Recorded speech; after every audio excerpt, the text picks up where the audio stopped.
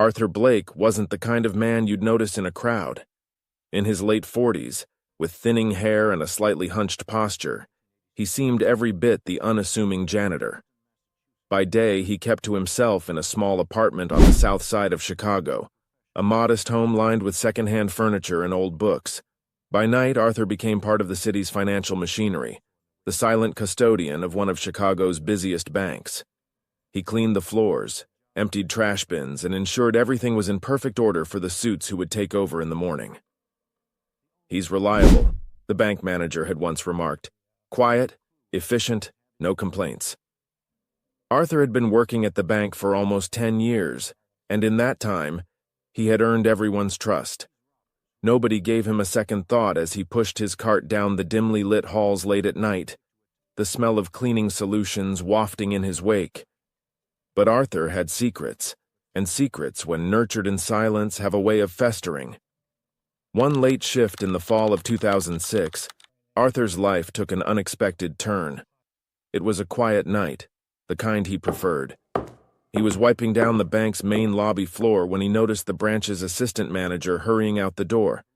In her rush, she left something behind, the keycard she used to access the ATM vaults.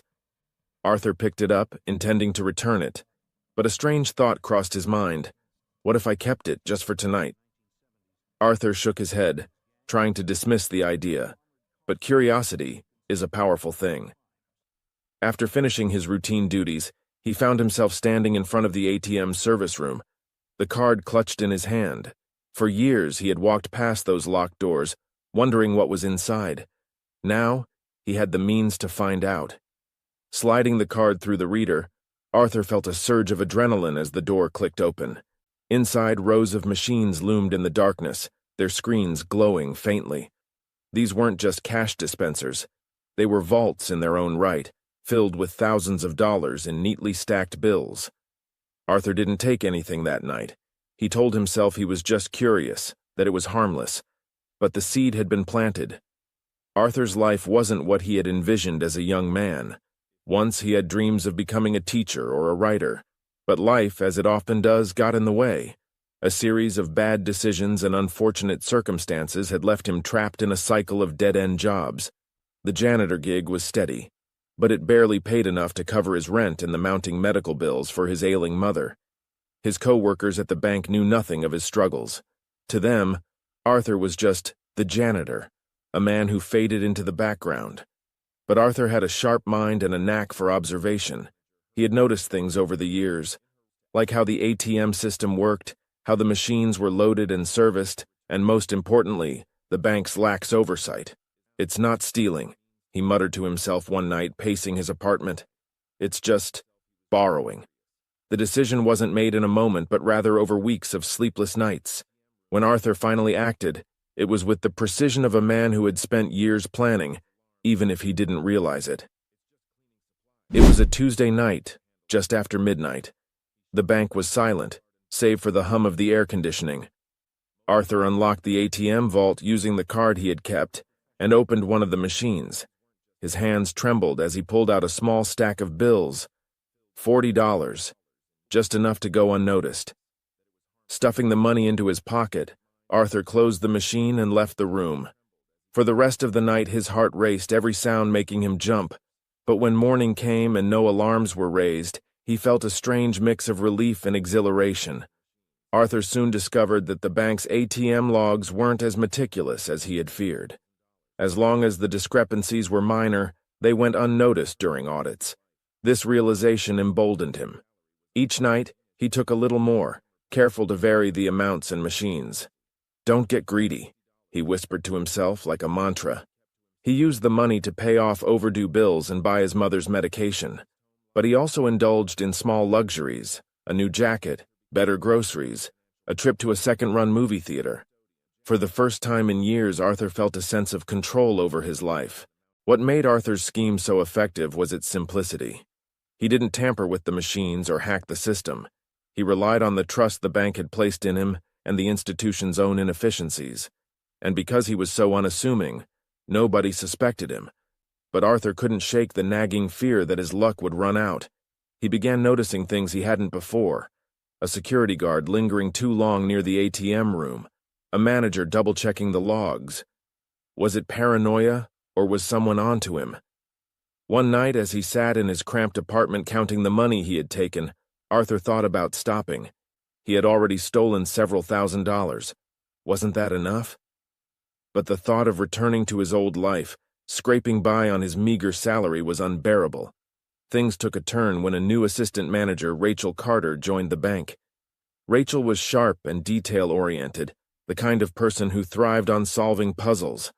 One evening, as she reviewed the ATM reports, she noticed a small discrepancy, a missing $60 that hadn't been accounted for. "It's probably nothing," the head manager told her. "Just a logging error." But Rachel couldn't let it go. Over the next few weeks, she began tracking the ATM transactions more closely. One night, as Arthur finished his shift, he noticed Rachel watching him from across the lobby. She smiled politely, but there was something in her eyes, something that made his stomach churn. As he walked out into the chilly Chicago night, Arthur couldn't shake the feeling that his quiet life was about to become very, very loud. Rachel Carter was new to the bank, but not to the world of finance. At 32, she had already built a reputation as a meticulous analyst in her previous roles. When she joined the Chicago branch, she was eager to prove herself. The ATM logs, overlooked by most of her colleagues, became her project, a puzzle that no one else seemed interested in solving. $60 here, 40 there, she murmured, running her fingers down a column of numbers late one night. Too small to notice, but it's happening too often. Rachel wasn't one to jump to conclusions, but something didn't sit right with her. The discrepancies were always minor, but they were too consistent to ignore. Her instincts told her it wasn't a technical error. Meanwhile, Arthur Blake was growing bolder. Over months, his nightly withdrawals had become a routine. He had refined his methods to avoid detection, taking small amounts and alternating machines to prevent patterns. His quiet demeanor remained unchanged, a perfect mask for his secret life. "No one suspects the janitor," he would think to himself, chuckling softly as he wheeled his cleaning cart past the very machines he had emptied hours earlier. With each successful night, Arthur's confidence grew. He even allowed himself small indulgences, a better suit for church on Sundays, a rare steak for dinner. But he was careful not to draw attention to himself. His co-workers barely noticed the changes, and those who did assumed he had gotten a raise or a second job. But Rachel noticed something else entirely. Rachel began digging deeper. She reviewed security footage from the nights when discrepancies had occurred. At first, it seemed like a dead end. The ATM room was secured, and no unauthorized personnel were seen entering or leaving. But one detail stood out: the janitor's cart. Arthur's cart, always parked in the same spot near the ATM room, lingered in the footage for longer than necessary on certain nights. Rachel couldn't prove anything, but the coincidence gnawed at her. Could it really be the janitor? She muttered to herself one evening. The thought seemed absurd. Arthur was a fixture at the bank, a man everyone trusted, but Rachel couldn't shake the feeling that he was somehow involved. One fateful night, Arthur made a rare mistake. Distracted by the growing tension at work, he forgot to properly lock one of the ATM machines after taking a modest $80. The next morning, the error was noticed by a technician, who reported it to the management. "It's probably just a one-off mistake," the head manager said dismissively, but Rachel seized on the opportunity. "Let me handle it," she volunteered, determined to dig deeper. Arthur sensed the shift almost immediately. Rachel had started lingering in the office late at night, poring over reports and footage. Her polite smiles had been replaced by scrutinizing glances. One evening, as Arthur emptied a trash can near her desk, she struck up a conversation. "Long nights, huh?" Rachel said casually. Arthur nodded, keeping his answers short. "Yeah, part of the job." But Rachel pressed on. "Ever notice anything unusual while you're working? Anything out of place?" Arthur forced a laugh. "Not really. Banks are pretty quiet at night." The exchange rattled him. That night, as he stood in front of the ATM room, card in hand, he hesitated for the first time in months. "Maybe it's time to stop," he whispered to himself, but the thought of giving up the money, the power it gave him, was too much to bear. He opened the door and continued his routine. Rachel's investigation was starting to gain traction. She compiled weeks of footage and logs, creating a timeline of every discrepancy. The pattern became clearer. The missing amounts always coincided with Arthur's shifts. Armed with this information, she approached the head manager. "I think we have a problem," she said, laying out her findings. The manager was skeptical. "You're saying the janitor is stealing from the ATMs? That's a serious accusation, Rachel." "I know how it sounds," Rachel replied, "but the evidence is there. We need to act before it gets worse." Reluctantly, the manager agreed to let her continue the investigation, but he cautioned her to keep it quiet. "We can't make any accusations without solid proof," he said. Unaware of the full extent of Rachel's investigation, Arthur began to unravel. Every glance, every conversation at the bank felt like a veiled threat. He started double-checking his work, erasing his tracks with meticulous care. But paranoia is a thief's worst enemy. One night, as he walked home from his shift, Arthur noticed a car following him. It was an unremarkable sedan, but its presence sent his mind racing. Are they on to me? That night, Arthur didn't sleep. He sat in his dimly lit apartment, the stolen money spread out on his kitchen table. "Maybe it's time to quit," he muttered, running his hands through his thinning hair. But quitting meant returning to the life he despised, a life of scraping by, powerless and invisible. The tension reached its peak when Rachel convinced the bank to install hidden cameras in the ATM room. Arthur had no idea he was being watched. 1 week later, as Arthur entered the ATM vault to make what he thought would be another unnoticed withdrawal, the cameras captured everything. Back at her desk, Rachel reviewed the footage, her heart pounding. She finally had the proof she needed. "This is it," she whispered, picking up her phone to call the manager. But Arthur wasn't done yet. As Rachel prepared to confront him, he was already planning his next move, one that would shock everyone at the bank. The day began like any other. The bank hummed with the usual activity, clients filtering in and out, tellers chatting in low tones, and the muffled whirl of printers. Rachel sat at her desk, sipping coffee while glancing at her laptop. She'd spent the night reviewing the hidden camera footage again, ensuring there was no room for doubt. "Today's the day," she murmured. Her heart raced with anticipation. She'd built an ironclad case, but confronting Arthur Blakov, a man everyone trusted, felt surreal. In the manager's office, Rachel laid out the evidence. "We've got him," she said, pointing to the time-stamped footage. "The thefts, the patterns, it's all right here. He even used his own access card to enter the ATM room." The manager sighed, rubbing his temples. "This could blow up in our faces if we're wrong, but if we don't act, it'll keep happening. Let's call security." That evening, Arthur entered the bank with his usual calm demeanor. The air was cold and his breath fogged as he wheeled his cleaning cart through the lobby. The security guards gave him a nod, just as they always did. Unbeknownst to him, Rachel and the head manager were watching from the control room. "He's sticking to his routine," Rachel whispered. Arthur moved methodically through the building, emptying trash cans, wiping surfaces, and replacing supplies. To anyone else, it looked like the diligent work of a seasoned custodian. But Rachel's eyes were glued to the monitors, waiting for him to make his move. When Arthur reached the ATM room, he paused. His hand hovered over the access card in his pocket. A wave of doubt washed over him. "Am I being watched?" He shook his head and swiped the card.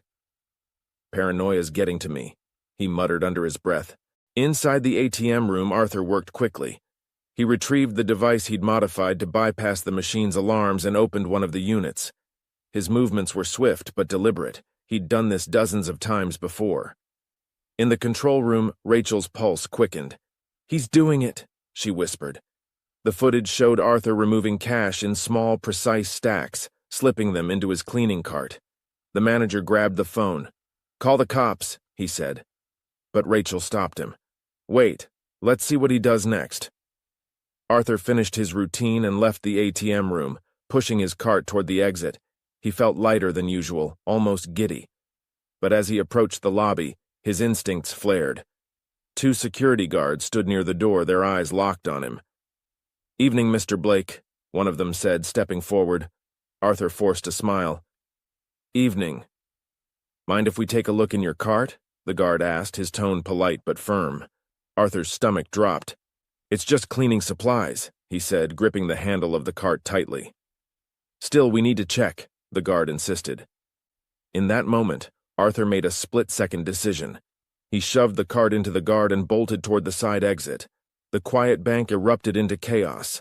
Alarms blared as the guards pursued Arthur through the corridors. Rachel and the manager watched the scene unfold on the monitors, their eyes wide. "Call the police!" the manager yelled.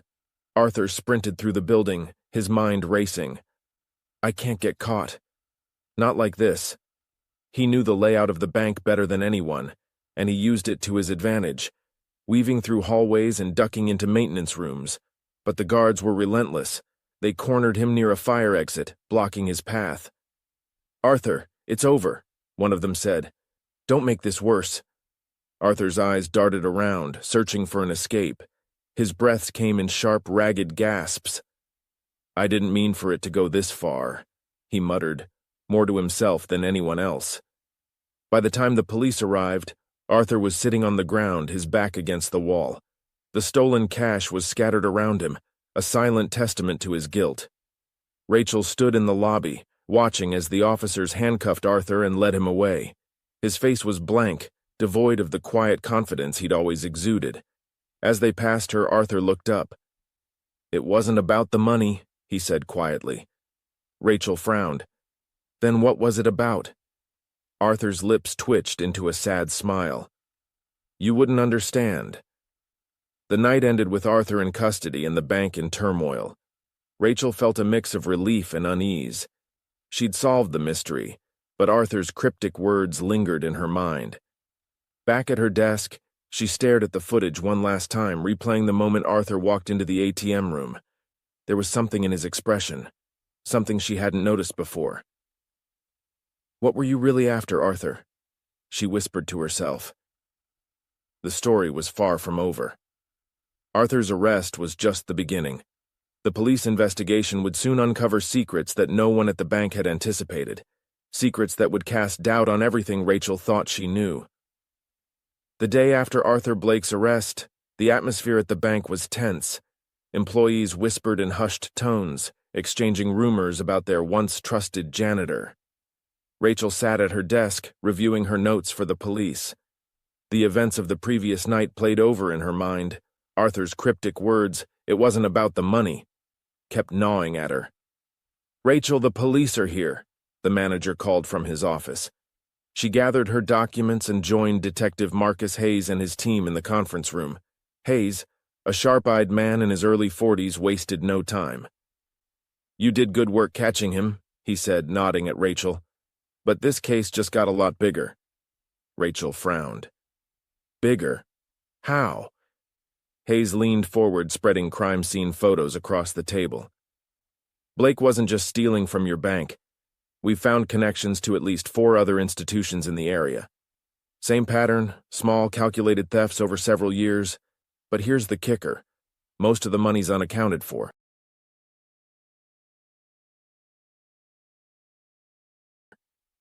While Hayes and his team combed through the evidence, Rachel couldn't help but dig into Arthur's past. She learned that Arthur had lived alone in a modest apartment on Chicago's South Side. Neighbors described him as polite, reserved, and dependable, a man who always paid his rent on time and kept to himself. But as Rachel delved deeper, she found cracks in the facade. Arthur had no family in the area, and his social circle was practically non-existent. His only known hobby was tinkering with electronics, an interest that now made sense, given how he bypassed the ATM's security systems. One detail stood out. Arthur had worked at a tech company in his youth but was abruptly fired after an internal investigation. The reasons were unclear, but Rachel couldn't shake the feeling that it was connected to his current crimes. Meanwhile, at the police station, Detective Hayes sat across from Arthur in the interrogation room. The janitor looked weary, his hands cuffed in front of him, but his demeanor was calm. "Let's cut to the chase, Arthur," Hayes said. "You've been stealing for years, but this wasn't some spur-of-the-moment decision. You planned this. Why?" Arthur smirked faintly. "Why do you think?" Hayes leaned back in his chair, studying the man. You were meticulous, careful. You could have stolen millions in one go, but you didn't. Instead, you took just enough to stay under the radar. So, I'll ask again. Why? Arthur's smile faded. He looked down at his hands as if weighing his next words. It wasn't about greed, he said finally. It was about justice. Justice? Hayes echoed, incredulous. Arthur nodded. You think these banks care about people? I watch them destroy lives. Families losing their homes, small businesses crushed by fees and penalties. And for what? To line the pockets of CEOs. So you decided to play Robin Hood? Hayes asked, skeptical. Arthur didn't answer. Back at the bank, Rachel received a call from one of the detectives. We've been reviewing Blake's financial records, the officer said. He hasn't spent a dime of the stolen money. No extravagant purchases, no hidden accounts. Rachel was stunned. Then where's the money? That's what we're trying to figure out, the detective replied. As the investigation continued, a surprising lead emerged. Several local charities had received anonymous donations over the years, donations that coincided with the timing of Arthur's thefts. The amounts were small enough to avoid scrutiny, but significant enough to make a difference. One recipient, a homeless shelter on the south side, described the donor as a man who wanted to stay in the shadows. The director recalled how the money had helped them expand their services during tough times. Rachel couldn't shake the feeling that Arthur hadn't acted alone. The level of sophistication in his methods suggested outside help. Her suspicions were confirmed when the police uncovered emails on Arthur's computer. The messages were encrypted, but they traced the IP address to a former colleague at the tech company where Arthur had worked decades ago. Detective Hayes confronted Arthur with the evidence. Who's your partner? He demanded. Arthur's expression hardened. I don't know what you're talking about. Don't play dumb, Arthur. We found the emails. Someone helped you pull this off. Arthur remained silent, his gaze fixed on the table. The partner in question was identified as Michael Reeves, a reclusive tech genius who had once been Arthur's mentor. When questioned, Reeves admitted to teaching Arthur how to bypass ATM security, but denied any involvement in the thefts. I didn't think he'd actually use it, Reeves said, shaking his head. Arthur always talked about how broken the system was, but I thought it was just talk. Do you expect us to believe you didn't profit from this? Hayes pressed. Reeves sighed. Look, I'm not saying I'm innocent, but Arthur wasn't doing this for himself. He wanted to make a point, to show that even the most secure systems have vulnerabilities. He saw it as poetic justice. As the investigation unfolded, the case grew more complex. Arthur's actions painted him as both a criminal and a vigilante. His meticulous methods and refusal to spend the money suggested a deeper motive, one that went beyond simple theft. Rachel couldn't shake the feeling that Arthur had planned for this moment. The cryptic clues he left behind seemed almost deliberate, as if he wanted someone to uncover the truth. But one question remained. Why did Arthur choose to strike now, after years of operating in the shadows? As the pieces of the puzzle began to fall into place, it became clear that Arthur's story was far from over. His arrest was just the beginning of a larger plan, one that would shake the banking industry to its core. Arthur Blake sat in his holding cell, a faint smile playing on his lips. To the untrained eye, he appeared defeated, but Detective Marcus Hayes knew better. Something about Arthur's calm demeanor suggested that he was still in control. Meanwhile, Rachel, now fully invested in the case, met with Hayes at the station. There's something we're missing, she said, laying out her findings. Arthur wasn't just stealing money, he was making a statement. But what's the endgame? Hayes nodded, rubbing his temples. We've got the donations, the tech connection, and his meticulous planning, but none of it explains why he let himself get caught. Their conversation was interrupted by a junior officer, who handed Hayes a file. This just came in. It's a request from Arthur to speak with Rachel, alone. Rachel hesitated. Why me? He seems to think you'll understand, Hayes replied. In the sterile interview room, Rachel faced Arthur across the table. He looked tired but composed, his eyes betraying a glimmer of satisfaction. "You wanted to see me?" Rachel asked, breaking the silence. Arthur nodded. "You're different from the others. You ask questions, dig deeper. That's why I chose you." "Chose me for what?" Arthur leaned forward, his voice low. "To finish what I started." Rachel's breath caught. "What are you talking about?" Arthur smirked. "Do you think this is just about money? It's about power, control. These banks, they destroy lives while hiding behind layers of security and bureaucracy. I wanted to show them that even their most secure systems could be breached. And now, I need you to tell the world." Rachel frowned. "Why me?" "Because you saw through the facade," Arthur said. "You saw me as more than just a janitor. You have the voice to expose the truth." As Rachel pressed him for details, Arthur revealed the true extent of his plan.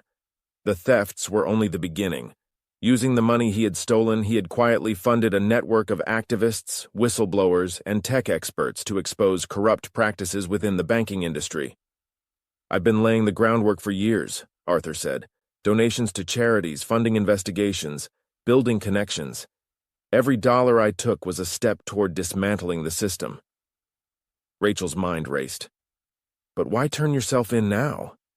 Arthur's smile faded. "Because my part is done. The system's weaknesses are out in the open. Now it's up to people like you to take it further." While Rachel mulled over Arthur's words, Hayes interrogated Michael Reeves, Arthur's alleged accomplice. Reeves finally cracked under pressure. "He's playing you," Reeves said. "Arthur wanted to get caught. He knew it would draw attention to the case. He's a strategist, always thinking 3 steps ahead." "What's his endgame?" Hayes demanded. Reeves sighed. "He wants the public to see the banks for what they are, untouchable giants with feet of clay. By exposing their vulnerabilities, he's forcing them to answer for their greed." Hayes leaned back, piecing the puzzle together. Arthur wasn't just a criminal, he was a provocateur, using his arrest as the final act in his elaborate plan. News of Arthur's arrest and his Robin Hood-style thefts spread like wildfire. Media outlets painted him as both a villain and a hero. Protesters gathered outside the bank demanding accountability for years of predatory practices. One protester held a sign that read, "Arthur Blake, the man who exposed the system." Rachel, now inundated with calls from reporters, struggled to decide how much of Arthur's story to reveal. She knew the truth would spark a firestorm but feared the consequences of staying silent. As public pressure mounted, the bank's executives scrambled to contain the damage. Internal audits revealed more than just Arthur's thefts. Evidence of unethical practices, hidden fees, and predatory lending came to light. One evening, Rachel received an anonymous tip. A USB drive was delivered to her apartment, containing files that exposed the bank's darkest secrets. The files were encrypted but bore Arthur's unmistakable touch. She called Hayes immediately. "Arthur planned this," she said. "Even from behind bars, he's pulling the strings." Hayes wasn't surprised. He wanted a spectacle, and he got it. But now we have to decide what to do with this. The case against Arthur culminated in a high-profile trial where he pled guilty to theft but remained unapologetic. "I may have broken the law," he told the court, "but the system was already broken. I just held up a mirror." Arthur was sentenced to prison, but his actions left an indelible mark. Public outcry forced the bank to overhaul its policies, and other institutions faced increased scrutiny. For Rachel, the case became a defining moment in her career. She published a series of exposés, detailing Arthur's life, his motives, and the flaws he sought to expose. As for Arthur, he faded into obscurity, content with the knowledge that he had shaken the system to its core. His legacy lived on in the conversations he sparked and the changes he inspired. Sometimes, to break the system, you have to work from the inside. Sometimes it takes a janitor to sweep the floor clean. The story of Arthur Blake, the janitor who outsmarted Chicago's banking elite, left an indelible mark on a system that prided itself on impenetrability. Though his meticulous theft landed him behind bars, the aftershocks of his actions reverberated far beyond his cell walls. In the years following his arrest, the banking industry faced unprecedented scrutiny. Arthur's heist was no longer viewed as a simple crime, but as a symbol of defiance against unchecked greed and systemic corruption. Public protests and media exposes brought the banks to their knees, forcing them to implement reforms to rebuild trust with their customers. For the first time in decades, the people had the upper hand. Arthur's trial became a media spectacle. Dubbed the Robin Hood of ATMs, he stood unrepentant before the court, delivering a final statement that cemented his place in history. "I didn't steal for myself," he said, addressing a packed courtroom. "I stole to show the cracks in a system that steals from everyone else. My crime wasn't the theft, it was daring to expose the truth." Though sentenced to 10 years in prison, Arthur's story didn't end there. From his prison cell, he became a mythic figure, an unlikely hero for activists and whistleblowers worldwide. His carefully orchestrated plan, unveiled piece by piece during the trial, was studied not just by law enforcement, but by ordinary citizens inspired by his audacity. Meanwhile, Rachel Connors, the journalist who uncovered the depths of Arthur's scheme, became a household name. Her investigative series on the heist earned her accolades, but more importantly, it sparked a broader conversation about financial inequality. Rachel's exposés didn't just tell Arthur's story. They pulled back the curtain on the banking practices that had quietly bled consumers dry for decades. Detective Marcus Hayes, once obsessed with catching Arthur, found himself in an unusual position. While he prided himself on solving the case, he couldn't ignore the broader implications of what Arthur had done. "I thought I was chasing a thief," Hayes admitted years later in an interview, "but I ended up catching a mirror." As for the banks, the fallout was catastrophic. Forced audits uncovered unethical practices, from predatory loans to exorbitant hidden fees. CEOs resigned under public pressure, and government regulators imposed stricter oversight. The genius janitor heist became the cautionary tale that haunted boardrooms across the country. Arthur Blake's name became synonymous with defiance, a modern-day Robin Hood who used his broom and his brain to challenge a billion-dollar industry. While his actions were illegal, his motives sparked a revolution. Even today, his story lingers, a reminder that sometimes the most powerful weapon is a simple, overlooked man with a plan. And in the end, the janitor who swept floors taught an entire industry a lesson it would never forget. The genius janitor heist isn't just a tale of theft. It's a story about dismantling power, one ATM at a time. Swing his life took a surprising turn. Sentenced to 10 years in federal prison, he quickly became an inmate legend, respected for his ingenuity. Using his time wisely, Arthur became a mentor to younger prisoners, teaching them financial literacy and writing letters advocating for systemic reform in banking practices. Released early for good behavior, Arthur now lives quietly in a modest Chicago neighborhood, occasionally lecturing on cybersecurity and ethics under a pseudonym. Rachel Connors, the journalist who broke the story, saw her career skyrocket. Her exposé on the heist earned her a Pulitzer Prize, and she parlayed her newfound fame into a role as a financial reform advocate. Her book, Swept Away: The Janitor Who Cleaned Out the Banks, became a bestseller and later inspired a Netflix documentary. Detective Marcus Hayes, once the relentless investigator of Arthur's scheme, experienced his own reckoning. His involvement in the case earned him a promotion, but the moral questions it raised stayed with him. Marcus retired early, shifting focus to consulting on financial crimes and teaching investigative methods. The banks involved in the heist faced heavy fines and were forced to overhaul their ATM protocols. To this day, Arthur's name lingers in boardrooms as a cautionary tale.